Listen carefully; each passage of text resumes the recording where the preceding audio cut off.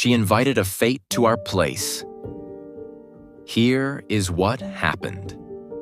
I never believed in destiny. Not until the night my wife decided to test it. It was a cold evening. The kind that seeps into your bones and makes the world feel quieter than usual. I had just settled into the living room, ready to enjoy a peaceful night after a long day at work, when she walked in with that look on her face. You know the one. That look someone gets when they've already made a decision and they're just waiting for your reaction. She stood in front of me, took a deep breath, and said the words that would change everything. I've invited someone over, someone who might change our lives forever. At first I laughed. I thought she was joking, but then she turned away from me and whispered, "It's fate." I invited fate to our home. Tonight I didn't understand what she meant. I didn't know whether to feel concerned or terrified. But before I could get any answers, there was a knock on the door. A soft, calculated knock, not rushed, not hesitant, as if whoever stood outside already knew they were welcome.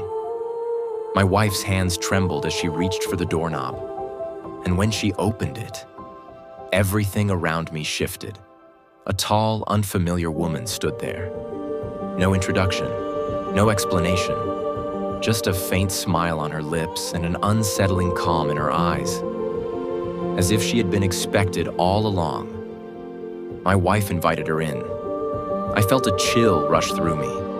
Something wasn't right. No one said a word. The stranger simply walked past me, sat down on our couch, and looked at me as if she had seen my entire life story. That's when she finally spoke. "You've been ignoring your path," she said softly, "and your wife has called me to set it straight." My heart froze. What path? What was she talking about? Then she began to speak, not casually, not conversationally, but with certainty. She spoke about my past. She spoke about things no one should know. She spoke about the mistakes I had buried deep inside me, the kind I never mentioned to anyone. And then, she spoke about my future. Not predictions, not probabilities, but certainties, events, choices, consequences, all laid out like pages of a book already written. I felt exposed, helpless, vulnerable. My wife sat silently beside her, tears in her eyes. She looked at me and whispered, "I didn't invite her to judge you. I invited her to save you." In that moment, I realized what she had done. This wasn't a random meeting. This wasn't coincidence. She had invited fate, in the form of someone who seemed to know more about me than I knew about myself. And whether I liked it or not, she held the key to who I could become. But here's the question that haunts me to this day. If fate came knocking at your door, would you let it in? Would you embrace the truth about who you are? Or run from the person you're meant to be? Because me, that night, I had no choice but to face it. And what happened after changed everything. If you want to hear the rest of what fate revealed to me, let me know in the comments. Do you believe destiny can be chosen? Or is it already written? Make sure you like, subscribe, and turn on notifications. Because the next part of this story will make you question everything you thought you knew about life. The room felt smaller, the air heavier. It was as if time itself had slowed down just to force me to listen. The mysterious woman, the one my wife called fate, leaned forward slightly and asked, "Do you want to know what happens if you keep living the way you are now?" I hesitated. I wanted to refuse. I wanted to walk away. I wanted to laugh and pretend this was all some bizarre prank.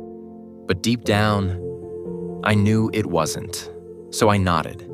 And that's when she told me, not gently, not poetically, but bluntly, like ripping off a bandage. She described a future version of me I didn't want to meet. A man filled with regret. A man who chased comfort instead of purpose. A man who watched his dreams fade. Not because he failed, but because he never tried. Her words cut deeper than any insult ever could. Then she paused and asked me the one question that shattered me completely. Tell me, at what point in your life did you stop believing that more was possible for you? I opened my mouth to speak, but no sound came out because I didn't know. Had I given up years ago? Months ago? Or was I slowly quitting a little more every day without even realizing it? My wife reached out and held my hand, silently reminding me that I wasn't alone. The woman, Fate, stood up, and with a voice that echoed through me, she said, "You have two futures. One is written in comfort, the other in courage. The question is, which one will you choose?" Then, she walked toward the door. But before she left, she turned back one last time, and with the faintest hint of a smile, she whispered, "Don't wait for me to return to know your answer." The door closed. Silence. But not the same silence as before. This one was filled with possibility. I looked at my wife, tears streaming down her face. And in that moment, I realized she didn't invite fate to change me. She invited fate to wake me. And it did. Now I ask you, and be honest, if someone showed you the two versions of your future, would you be proud of the one you're currently heading toward? Or is it time to rewrite it? If this story hit something inside you, don't just scroll away. Tell me in the comments, what future will you choose?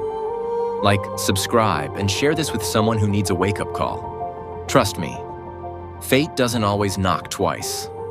Watch part 3. This is what I did. Part 3. The first decision I made after fate walked out the door. That night, I barely slept. I lay awake staring at the ceiling, hearing her words replay over and over in my head. You have two futures, one in comfort, one in courage. For years, I thought I was living a normal life, working hard, paying bills, being responsible. But now I realized I wasn't living. I was just existing. Morning came. My wife found me sitting on the edge of the bed, still dressed in yesterday's clothes, staring at nothing. She didn't say a word. She didn't need to. She just looked at me, as if asking silently, "So, which future will you choose?" I took a deep breath, and that's when I made my decision. I wasn't going to wait for the right moment. I wasn't going to wait for permission. I wasn't going to wait for fate to return. I was going to move first. So I stood up, grabbed my phone, and called someone I had been avoiding for years. Someone who had once asked me to join him in a business, a dream project, something I truly believed in. But I had turned him down because I was scared. Scared of failing, scared of judgment, scared of trying. He picked up the phone. There was a pause. Then he said, "I didn't expect to hear from you again." And with every ounce of courage I had, I replied, "If the offer is still open, I'm in." Silence, then laughter. Not mocking laughter, but relief. He said, "I've been waiting for you to say that." I hung up. And for the first time in years, I felt alive. Not because success was guaranteed, but because movement had returned to my life. Because I had chosen courage over comfort. And do you know what my wife did? She hugged me, tighter than she ever had before, and whispered, "I didn't invite fate to change your life. I invited her to remind you that you still have one." Now let me ask you, what is the one decision you've been delaying? The one call, the one step, the one move that could change everything? Because if this story found you today, maybe you don't need to wait for fate to knock. Maybe this is your knock. If you want part 4, where I reveal what happened after I stepped into my new life, say "I'm ready" in the comments. Don't forget to like, subscribe, and share this with someone who needs to hear it. Your future is waiting, but it won't wait forever. Part 4. The day courage was tested. Stepping into a new life sounds exciting until reality hits. See, people think that once you choose courage, everything magically gets easier. It doesn't. If anything, life will test you even harder just to see if you really meant it. A week after I made that call, I was invited to my first meeting with the team I'd once walked away from. I arrived early, confident, ready. But as soon as I walked in, everything changed. The room went quiet. Some looked surprised to see me. Others didn't even bother to hide their doubt. One guy leaned over to another and whispered, loud enough for me to hear, "Oh, so now he shows up?" For a moment, my courage cracked. In that single second, every old insecurity came crawling back. Maybe I don't belong here. Maybe I already missed my chance. Maybe fate was wrong about me. I was just about to walk out. But then, I heard a voice inside me. Not loud, not gentle, but firm. It said, "This is the price of re-entry. You don't just walk back into your destiny without paying something. Sometimes the price is discomfort. Sometimes it's humility. Sometimes it's swallowing your pride and proving yourself all over again." So instead of leaving, I pulled out a chair, sat down, looked them straight in the eye, and said calmly, "I know I walked away before. And I don't expect your trust back overnight. I'm not here to talk. I'm here to work. Judge me by what I do, not by what I did." Silence. Then, one slow nod, then another. Until finally, someone slid a folder across the table and said, "All right then, let's see what you've got." That was the moment I realized something powerful. Courage doesn't always roar. Sometimes, it's just sitting back down when everything in you wants to run. Now let me ask you, have you ever wanted to change, but got scared the moment people started watching? If so, you're not weak, you're human. But remember this, the world may doubt you. Just don't you doubt you. Part 5. The moment that decided everything. Everyone in that room watched me like a hawk. Some doubting me, some testing me, some hoping I'd fail, just so they could say, "See? He wasn't ready." The project they handed me wasn't small. It was the biggest opportunity on the table. Something that could either launch my new future or bury my reputation for good.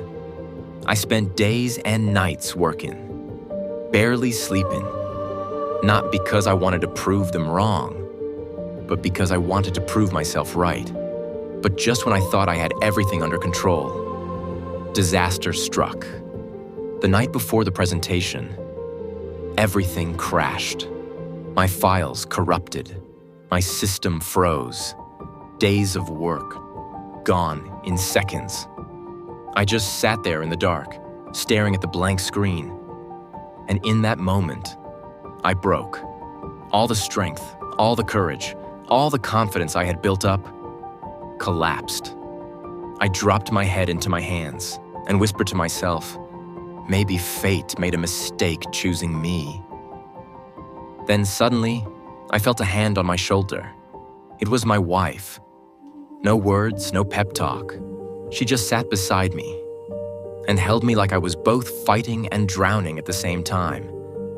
Finally, she looked at me and said, "You didn't come this far to come this far. Finish it, even if it's broken, even if it's messy, even if they laugh. Show up, because that's what courage really is. So I rebuilt it. Not perfectly, not flawlessly, but honestly. The next morning, I stood before that room of critics, heart pounding, hands shaking, voice dry, and I said, I won't pretend this is perfect. But I didn't come here to be perfect. I came here to be present, and I will not walk away from my future again. Silence. Then, clapping. Slow. Steady. Growing. Until the whole room was on their feet. Not because I'd created something flawless, but because I had done something rare. I showed them what it looks like to fight for a second chance. And now, I turn to you. If life gave you one more chance, not guaranteed, not permanent, not easy, would you take it? Not when everything is ready, but now. Even if you're scared, even if you're unprepared, even if you're still healing. Would you rise? Or would you run? Let me know in the comments. I choose courage. Like this video, subscribe if you felt this in your soul, and share it with someone who needs to remember. Fate may knock once, but you can open the door anytime you choose. This is not the end. This is the beginning. If you're ready, your story starts now.